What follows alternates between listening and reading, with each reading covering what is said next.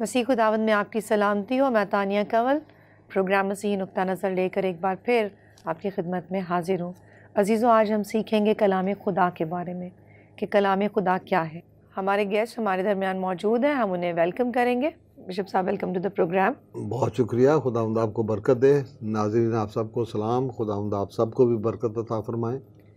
जी bishop साहब, हम जब भी खुदावंद के कलाम को सीखते हैं मुख्तलिफ ज़ावियों से सीखते हैं, कई तरीके से सीखते हैं। कभी उसको सुनकर सीखते हैं, कभी उसको सिंगिंग की सूरत में सीखते हैं, लेकिन फिर भी जब भी सीखते हैं कुछ नया मिलता है। तो मैं ये आपके सामने एक वर्स पढ़ूंगी पहले। इब्रानियों उसका 4 बाब और उसकी 12वीं आयत में लिखा है, क्योंकि खुदा का कलाम जिंदा और मौसर और हर एक 2 धारी तलवार से ज़्यादा तेज़ है और जान और रूह और बन और गूदे को जुदा करके गुजर जाता है और दिल के ख्यालों और इरादों को जांचता है। बिशप साहब, खुदा का कलाम जो है यहाँ पर कलाम मुकद्दस में लिखा है कि 2 धारी तलवार से ज़्यादा तेज़ है, जबकि कलाम तो हमें तसल्ली देता है, कलाम ही हमें आज़ाद करता है, कलाम ही हमें सिखाता है। तो ये जो इसकी तेज़ी है ये हमें किस तरफ इशारा देती है? अच्छा बेटा, बात यह है कि इंसान जो है, जी चाहे वो ईमानदार है चाहे वो आम इंसान है, वो अपने आप को बहुत होशियार समझता है, बहुत होशियार समझता है। चाहे सही। वो पादरी हो, चाहे वो बिशप हो, चाहे वो एवेंजलिस्ट हो, चाहे मुनाद हो, चाहे ईमानदार हो, औरत हो, आदमी हो, बच्चा हो, जवान हर हो, कोई, बिल्कुल। हर कोई अपने आप को बहुत होशियार और समझदार समझता है। और मेरी समझ के मुताबिक, मैं गलत भी हो सकता हूँ, लेकिन मेरी समझ के मुताबिक जी बहुत सारे लोग जो हैं वो जो अपना रास्ता, तरीका और अपनी ज़िंदगी का तर्ज अमल बनाते हैं, वो ये समझते हैं कि हम ठीक हैं, हम जो कुछ कर रहे हैं ठीक कर रहे हैं। अब मैं उनकी बात कर रहा हूँ जो खुदावंद के लोग हैं, मैं उनकी बात नहीं कर रहा जो खुदावंद के लोग नहीं हैं। हर आदमी सही नहीं हो सकता, लेकिन हर आदमी अपनी नीयत में दुरुस्त हो भी सकता है और गलत भी हो सकता है।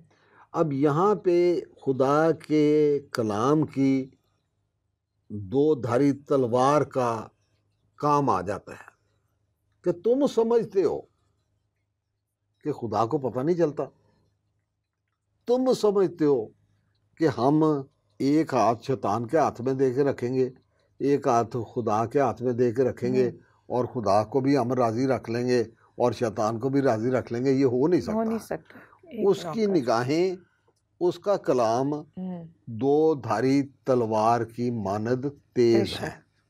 अब ये क्या है? ये खुदा का कलाम है। खुदा का कलाम मुंसिफ तो खुदावंद यीशु मसीह ने होना है। तो ये इशारा खुदावंद यीशु मसीह की ज़ात की तरफ है, कलाम खुदा की तरफ है, कि खुदा का कलाम जिस मकसद के लिए भेजा जाता है उस मकसद को पूरा करता है। अब खुदा का कलाम हमारे बंद और गूदे गूदे का हिस्सा बन जाता है। खुदा के कलाम में, ज़बूर की किताब में लिखा है कि खुदा अपने कलाम को नाजल करके शफा देता है। जहाँ पर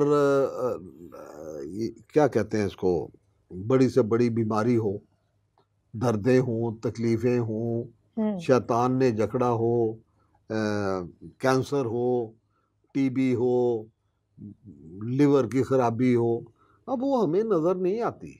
बिल्कुल। लेकिन जो खुदा का कलाम है, जो बंद और गूदे गूदे में जो समाया हुआ है, होना चाहिए, उसकी वो जगह, वो मुकाम है कि खुदावंद यीशु मसीह ने हमारी ज़िंदगी के हर नुक्ते में, हर ज़र्रे में उसको सराहत कर जानी चाहिए। और जब वो सराहत कर जाता है और जब वो जो कि उसकी कुदरत है, तो फिर वो बंद और गूदे गूदे को जांचता है।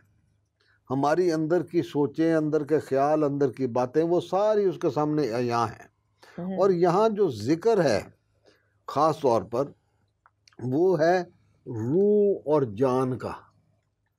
जब खुदा ने आदम और हवा को बनाया तो उनके नथनों में उसने दम फूंका, तो वो क्या था? वो दम क्या था? हम्म। दो चीज़ें थी। एक वो जिंदगी जिसको क्लिनिकल लाइफ कहते हैं, जो थर्मामीटर से, जो नब्ज के देखने से, जो सांस के आने जाने से, जो हमारे चलने फिरने से, हमारी आँख की पुतलियों से, हमारे दिल की धड़कन से, यानी जो क्लिनिकल तरीका है, जी, उस उससे तरीके से नजर उस आती है। जान का पता चलता है कि वो जान है आपके अंदर, आप जिंदा हो। थर्मामीटर बताता है, मशीनें बताती हैं, सारे चीज़ें बताती हैं कि ये जिंदा है, इसका इसकी हार्ट बीट ये है, इसका फलाना ये है, इसका फलाना ये है, ये जान है हमारी। लेकिन जब खुदा ने आदम के नथनों में दम फूंका तो उसमें एक रूह भी डाली। जान में और रूह में फ़र्क है। हम्म। खुदा ने आदम को सारे जानदारों पर इख्तियार दिया था, ठीक है, बिल्कुल। वो जानदार थे। लेकिन खुदा ने जब आदम को अपनी शबीह और अपनी सूरत पर बनाया, अपनी शबीह और अपनी सूरत पर बनाया, तो खुदा ने, अब खुदा को तो किसी ने देखा है? कोई नहीं देखा ना। तो खुदा जो पानियों की सतह पर जुम्बिश करता था, उसका रूह करता, तो वो ये फरमाता है कि हाँ चलो हम आदम को अपनी सूरत पर अपनी शबीह की मानद बनाएं। तो वो शबीह क्या थी? वो किसने देखी थी? कहाँ देखी थी? खुद आदम जो है वो खुदा के रूह की वजह से, जो उसकी रूह है, वो रूह खुदा ने आदम के नथनों में फूंकी, तो एक उसको जान मिल गई, एक उसको रूह मिल गया। अब उस रूह ने खुदावंद के पास जाना है, क्योंकि जब हम मुकाशफा की किताब को पढ़ते हैं तो वहाँ लिखा है कि मैंने उनकी रूहों को देखा। किनकी? ईमानदारों की रूहों को देखा कि वो खुदा और बर्रे के तख्त के सामने मौजूद है। तो जो रूह है वो हमेशा तक रहने वाली है, जो जान है वो ख़त्म हो जाएगी। जो जिस्म है उसके बारे में खुदा ने ये फरमा दिया था कि तू मिट्टी है, खाक है, और खाक में फिर लौट जाएगा। ये कब्रें, कब्रिस्तान, ये इस बात की गवाही देते हैं कि मरने के बाद ये जिस्म ये ख़त्म हो जाएगा।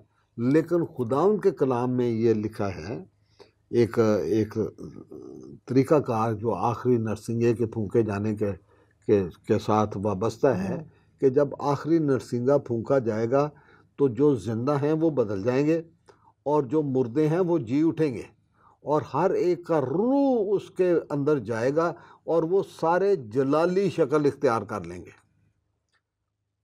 खुदा का रूह हमारे रूह के साथ मिल जाता है। अब यहाँ पे ये बयान किया जा रहा है कि खुदा उस लाइन को जानता है, खुदा का कलाम, क्योंकि खुदावंद यीशु मसीह के पास अदालत का इख्तियार है, उन्होंने अदालत करनी है। वो मेरे रूह को और मेरी जान को अलहदा देखने की कुदरत रखता है। वो ये जानता है कि मेरी रूह की कमियां क्या हैं, वो जानता है कि मेरे जिस्म की कमियां क्या हैं, मेरी ज़िंदगी की कमियां क्या हैं, मेरे अंदर बीमारी क्या है, मेरा दिमाग किस तरह से सोचता है, क्या मेरा दिमाग खुदा के रूह के ताबे रहता है या नहीं रहता, मैं रूहानी हूँ कि नहीं हूँ। खुदा के कलाम में लिखा है कि अब तुम जिस्मानी नहीं बल्कि रूहानी हो, बशर्ते के खुदा का रूह तुम में बसा हो।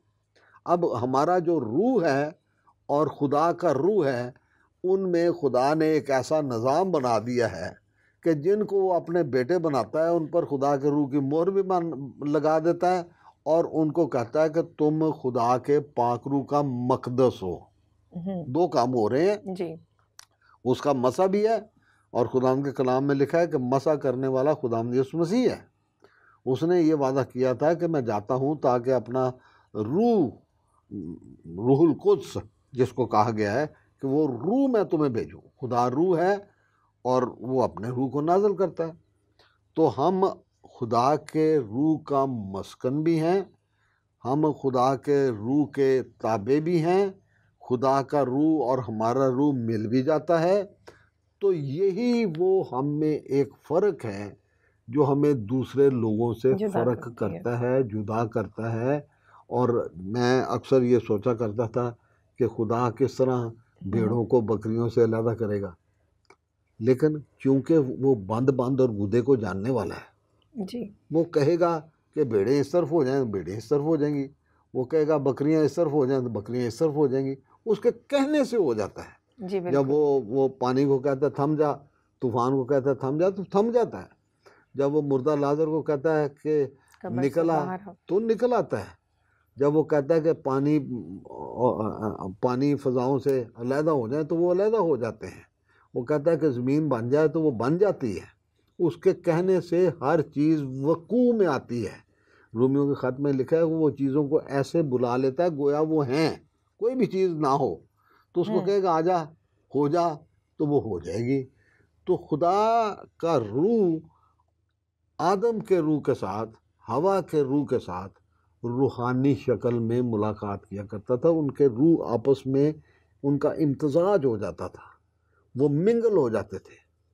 खुदा का रूह हमारे रूह के साथ, अब जिस्म, बदन, ये सारा कुछ ये एक हिस्सा है, जान का, जी बदन का, हमारे जहन का, ये एक हिस्सा है।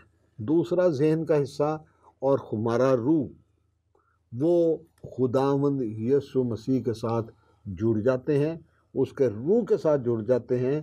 और ये इम्तजाज, खुदा के रूह के साथ जुड़ना, खुदा के रूह का हमारे रूह के साथ जुड़ जाना, ये खुदा की बख्शिश है। जी मैं बार बार ये बोलता रहता हूँ और शायद बार बार इसको बोलने की ज़रूरत भी है बिल्कुल।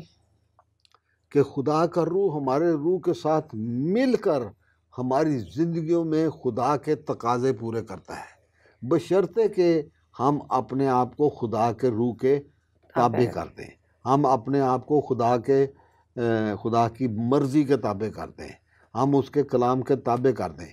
वो हमारे जो उसने जो जब आदम को पैदा किया था तो उसको फैसला करने का जो हक उसने बख्शा था कि सारे जानदारों पर इख्तियार रखो। उसमें उनकी अपनी जानें भी थी, आदम और हवा की अपनी जानें भी थी, सारे जानदार, उनमें आदम और हवा भी हैं और जितने दूसरे जानदार हैं वो भी थे। तो उसने जो इख्तियार दिया था, उसने जो आज़ादी दी थी, फैसला करने की आज़ादी, ये नेकोबाद की पहचान का दरख्त है, ये हयात अब्दी का दरख्त है, इनमें से नहीं खाना।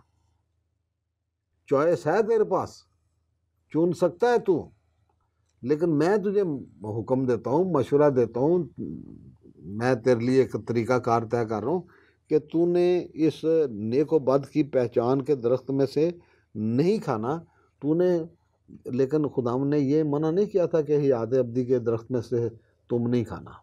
वो हयात अब्दी के दरख्त में से खाता तो हमेशा तक जिंदा रहता।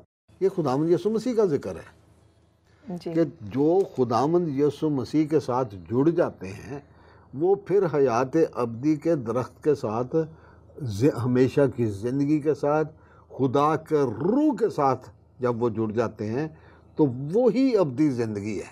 खुदा के रूह का हिस्सा बन जाना ये हमारी मंजिल है कि हम खुदा के रूह का हिस्सा बन जाए।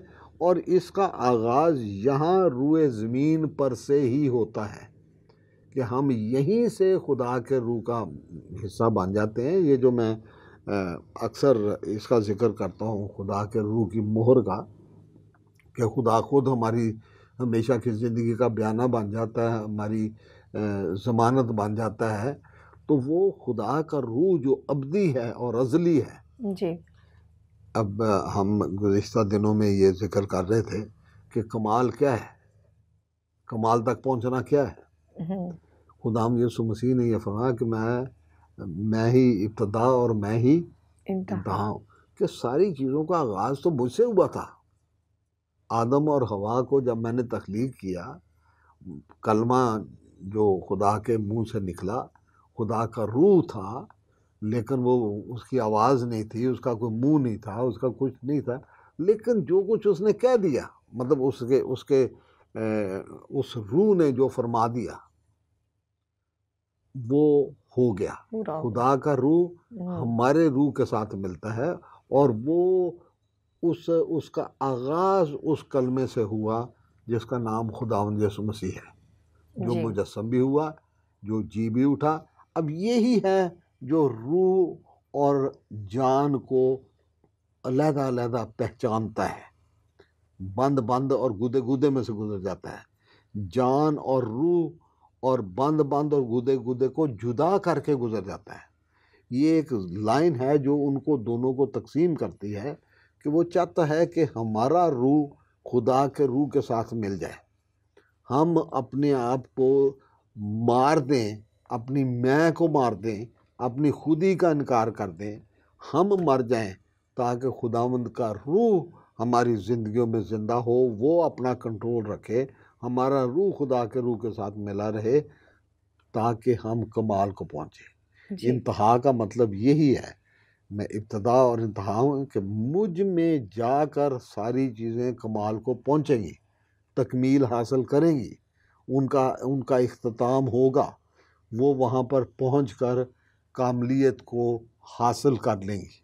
ये कामलियत आज भी हमें मिलती है, ये कामलियत हर रोज़ हमें मिलती है, और यही कामलियत है कि खुदावंद यीशु मसीह अपनी ज़ात में हमें समोकर अब्दी बना देते हैं। जी हाँ जी बिशप साहब, आप अभी कह रहे थे कि खुदा का रूह चाहता है, हमारा रूह क्या चाहता है? क्योंकि आप कभी नौजवानों की गुफ्तगू सुने, बुज़ुर्गों की सुने, तो वो कहते हैं हमारा दिल चाह रहा है, मेरे दिमाग ने ये बात कही है, मेरा दिल करता है। हम अपने रूह से कितना पूछते हैं? अगर खुदा का रूह चाहता है कि वो हमारे अंदर समोए और हमारे रूह के साथ मिल के हमें उसी तरह से लायक बनाए जैसे वो हमें देखना चाहता है और जैसा कि उसने हमें इब्तिदा से बनाया था। लेकिन आज हम तो रूह के चक्कर में ही नहीं है, हम तो दिल और दिमाग के चक्कर में है कि मेरा दिल ये चाहता है, मेरे दिल ने ये कहा है, इसलिए मैंने ऐसा किया है। और आप आम आदमी की गुफ्तगू सुने, मुकद्दसीन को देखें, वो भी जब अपने बच्चों की ट्रेनिंग कर रहे होते हैं तो वो भी कहते हैं आपका दिल क्या करता है? रूह की तो कोई बात ही नहीं करता। तो इस टॉपिक को किस तरह से लोग इसको ग्रैब करेंगे या इसको किस तरह अपने अंदर जगह देंगे जब रूह की तो कोई बात ही नहीं करता, सिर्फ पाक रूह की बात करते हैं कि वो हेल्प करे।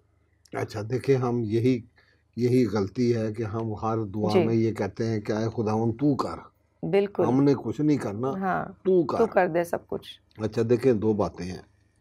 एक तो खुदावन के कलाम में ये लिखा है कि दिल हीलाबाज और लाइलाज है। हम्म, हम अपनी ख्वाहिशों को ये समझते हैं कि ये दुरुस्त है, ये सही है। खुदा ने हमें इसी दुनिया में रखा है, वो चाहता है कि हम मेहनत करें। यहाँ तक लिखा है कि जो मेहनत नहीं करता उसको खाने के लिए भी ना दो।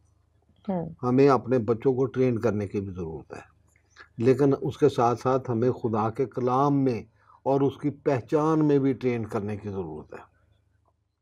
दूसरा, खुदा के कलाम में ये लिखा है, खुदा के हाथ के नीचे फरोतनी से रहो तो वो वक्त पर तुमको सर बुलंद करेगा। खुदा के हाथ के नीचे। अब हम ये कहते हैं कि अगर मैं खुदा के ताबे रहूं तो मैं तो इसके साथ compete नहीं कर सकूँगा। हम तो मुकाबलेबाजी की रूह में है ना, कि हम मुकाबला करते रहें, एक दूसरे के साथ मुकाबला करते रहें। इसने इस तरह की बूंदियाँ बनाई हैं तो मैं भी इस तरह की बना लूँ, इसने इस तरह का चश्मा बनाया तो मैं भी इस तरह का बना लूँ, इसने पीएचडी कर लिया तो मैं भी पीएचडी कर लूँ, इन्होंने अपना घर बना लिया तो मैं भी अपना घर बना लूँ, मैं इनसे, इन्होंने इस तरह के कपड़े सिलाए हैं मैं इस तरह के कपड़े। हम अपना एक मुकाबला, हमने एक ज़हनी और दुनियावी म्यार बना लिया हुआ है, और अक्सर इस गलत फहमी में फंसे रह जाते हैं कि ये दुनिया जो है इसमें खुदा ने हमें ईमानदारों को एक दर्जा दिया है, एक मुकाम दिया है कि तुम रुए ज़मीन पर परदेसी और मुसाफिर हो। ये दुनिया तुम्हारा असली घर नहीं है। पहले तुम उसकी बादशाहत और रासबाजी की तलाश करो तो ये सारी चीज़ें जिनकी तुम जिस्मानी सोच की वजह से, जिस्मानी नीयत की वजह से और खुदा के कलाम में लिखा कि जिस्मानी नीयत मौत की हालत है। हम इसको समझने से कासर रह जाते हैं। जिस्मानी नीयत वो है कि हमारी हमारी जिस्मानी सोचें, ख्वाहिशें, सारी चीज़ें ये मौत पैदा करती है। मुकद्दस पौलुस रसूल इसी वास्ते कहते हैं कि मैं इन ख्यालात को, ख्वाहिशों को, इरादों को, सबको बांध कर मसीह के ताबे कर देता हूँ। अब मैं जिंदा नहीं रहा बल्कि मसीह मुझ में जिंदा है। कि रहना हमने इसी दुनिया में है, लेकिन खुदा के हाथ के नीचे रहते हैं। इतनी समझ रखते हैं कि मैंने हमेशा की ज़िंदगी का सफ़र करना है और वो खुदा के रूह और उसके कलाम की फरमाबरदारी और ताबे, उसके ताबे रहने की वजह से होगा। वो उसके बगैर नहीं हो सकता। हमने कई दफ़ा ये अर्ज़ की है, कहा है, बावाज़ बुलंद का है और दोबारा इसको मैं दोहरा के कह रहा हूँ। मसीही ज़िंदगी एक सफ़र है जो खुदावंद यीशु मसीह के साथ है। अब रहें हम दुनिया में, रहें दुनियावी सोचों में, रहें दुनियावी ख्वाहिशों में और कहें कि हम मसीही हैं, यही हमारा मसला है। हमने इस रूहानी सफ़र को खुदावंद यीशु मसीह के साथ उसके रूह के ताबे रहते हुए हमने करना है। इस कलाम को हमने इतना पढ़ना है और खुदावंद से उसकी हिकमत इतनी मांगनी है कि हम जिस्मानी नहीं बल्कि रूहानी बन जाए। खुदा का रूह हमारे अंदर बसा हो और उसका हमें एहसास हो, हमतन एहसास हो कि मैं अब जिस्मानी नहीं, मैं एक रूहानी मखलूक हूँ, मैं खुदा का फर्जंद हूँ। मेरी जगह, मेरा मुकाम, मेरा DNA, मेरी सूरत बदल गई है। खुदावंद यीशु मसीह में मैं एक नया मखलूक हूँ। जब तक हम इन चीज़ों को डिफाइन नहीं करते तो हम कहाँ पे खड़े हुए हैं। हमारा मुकाबला दुनिया के साथ नहीं है, हमारा मुकाबला अपने क्लास फेलोज़ के साथ नहीं है, हमारा मुकाबला दूसरी मिशन वालों के साथ नहीं है, हमारा मुकाबला अपनी मिशन में ही अपने अपने अंदर के लोगों के साथ नहीं है, हमारा मुकाबला अपने मोहल्ले के लोगों के साथ नहीं है, हमारा मुकाबला दुनिया के लोगों के साथ या उनकी कौमों के साथ नहीं है। हम खुदावंद यीशु मसीह के सफ़ीर हैं, हम खुदा के फर्जंद हैं। खुदावंद यीशु मसीह की मसलूबियत हमारी कीमत है। उसने खून के वसीले से खरीदा है। अब तुम अपने नहीं बल्कि कीमत से खरीदे गए हो। हमें ये बारी बातें सोचने की, समझने की, जानने की, याद रखने की ज़रूरत है कि हम हैं कौन, हमारी जगह क्या है, हमारी मिरास क्या है। पौलुस दुआ करता है इफिसियों के खत उसके पहले बाब की 16वीं सत्र, तुम्हारे दिल की आंखें रोशन हो जाए। काहे के लिए?